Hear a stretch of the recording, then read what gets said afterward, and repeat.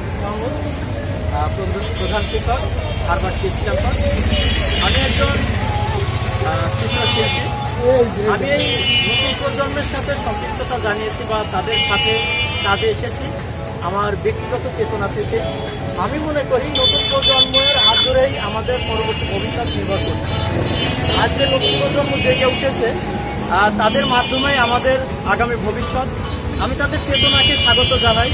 তারা যে দেশকে সুন্দরভাবে গড়ার প্রত্যয় ব্যক্ত করেছে, এই জায়গায় আমরা তাদের সহযোগিতা করতে পারি, সমালোচনা না করে। হয়তো ভুল ত্রুটি নতুন প্রজন্মে থাকবেই, যারা কাজ করে তাদেরই ভুল থাকে।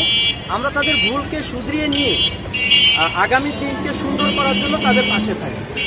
আর একজন চিত্রশিল্পী হিসেবে বলবো যে সারা বাংলাদেশে যেহেতু পেন্টিং হচ্ছে, কালারের কাজ চলছে, আমাদের কালারগুলো এমন যেন না হয় কারোর ব্যক্তিগত আক্রোশের জায়গা তৈরি হোক, বা জাতি ভেদাভেদ বা দেশ মাতৃকার বাইরে চলে যায়, এমন কোনো কিছু যেন আমরা ফুটিয়ে না তুলি।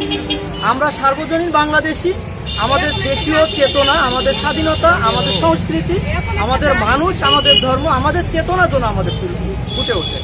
আর আরেকটা বিষয় রয়েছে, ছাত্রছাত্রীদের প্রতি আমাদের দৃষ্টি আকর্ষণ থাকবে যে ছাত্র ঠিক ছাত্রনীতির মাধ্যমেই থাকা উচিত, সেটার জন্য সীমা লঙ্ঘন না হয়। কোনো কোনো জায়গা দেখা যায় যে আবেগের বশবর্ত হয়ে এমন কিছু প্রস্ফুটিত করা হচ্ছে যে সেটা ছাত্রদের নীতির বহির্ভূত হয়ে যাচ্ছে বা প্রশ্নবিদ্ধ হচ্ছে। সেই জায়গাটা যাতে না যায়, আমরা একটু ধীরে সুস্থে দেশকে এগিয়ে নিয়ে যাব। আর সম্মিলিতভাবে যদি আলোচনা করে সবাই কাজ করে, নিঃসন্দেহে ভালো কিছু হবে। এই ছাত্রছাত্রীদের সবাই সহযোগিতা করার জন্য আহ্বান জানাচ্ছি। ধন্যবাদ সবাই।